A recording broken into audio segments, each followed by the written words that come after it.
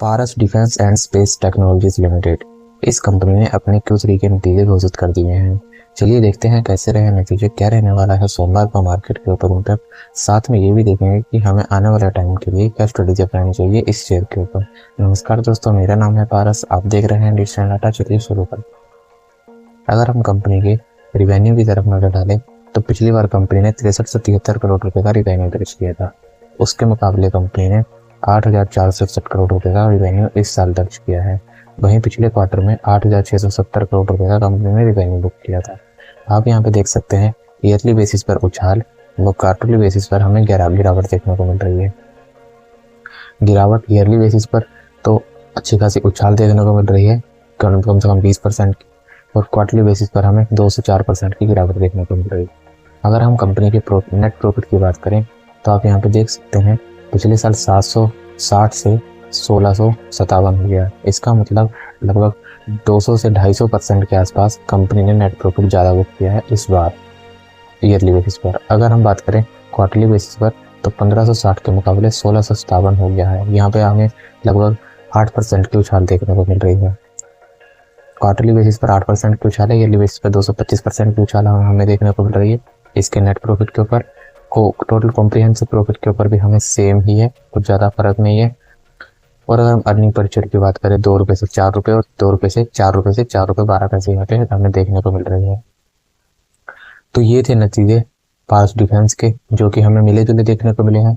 Quarterly basis पर revenue में थोड़ी सी गिरावट है, लेकिन अगर हम नेट प्रॉफिट देखें तो हमें अच्छा यहाँ पे नज़र आ रहा है। अगर नेट प्रॉफिट की तरफ पर देखें तो हमें काफ़ी अच्छा हमें यहाँ पे नतीजे देखने को मिल रहे हैं। लेकिन अगर हम रिवेन्यू की बात करें ईयरली बेसिस पर तो काफ़ी अच्छे नतीजे हैं, लेकिन क्वार्टरली बेसिस पर हल्की सी गिरावट है।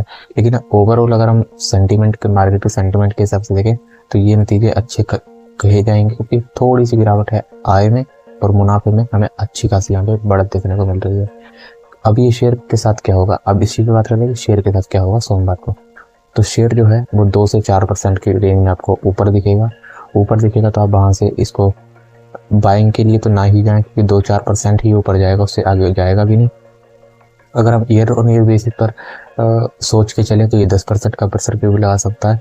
10 तो नहीं, हाँ, अगर मार्केट क्योंकि बीजेपी जीती है तो मार्केट में सेंटीमेंट अच्छा हुआ होगा, तो उसके हिसाब से आप यहाँ पे लेकर चल सकते हैं कोई 5% के आसपास। लेकिन इसमें अगर 2 से 4% ऊपर आपको दिखा तो बाय करने की सलाह नहीं रहेगी।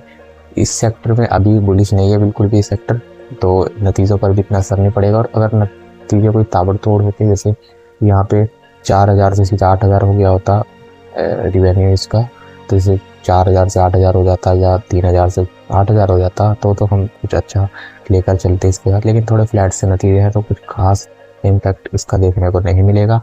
अगर आपको 1-2% नीचे मिल जाता है तो आप बाय करके चल सकते हैं, क्योंकि नतीजे अच्छे हैं। नीचे से इसे उठा सकते हैं, लेकिन अगर ये उठा हुआ है तो इसे और ज़्यादा उठा नहीं सकते। अगर गिरावट में आपको ये शेयर मिले तो आप इसे बाय कर सकते हैं, लेकिन अगर आपको पहले ही ऊपर मिला ये 2-4% तो इसे बाय करने की बिल्कुल भी सलाह नहीं है। स्टॉप लॉस आपने 1.5% का लगा के चलना है अपनी वैल्यू के ऊपर, जितने पैसे आप इन्वेस्ट कर रहे हैं उसके ऊपर 1.5%। ऐसा नहीं कि इंट्राडे के ऊपर ही लगा दिया 1.5%, तो आपका 7.5% का लॉस हो जाएगा अगर 5 टाइम लीवरेज अगर कोई शेयर देता है तो। अगर वीडियो पसंद आई हो तो लाइक करिए, चैनल को सब्सक्राइब करिए, बेल आइकन जरूर दबाइए, क्योंकि बेल आइकन दबाने पर ही आपको लेटेस्ट अपडेट मिलती है किसी भी नतीजे की।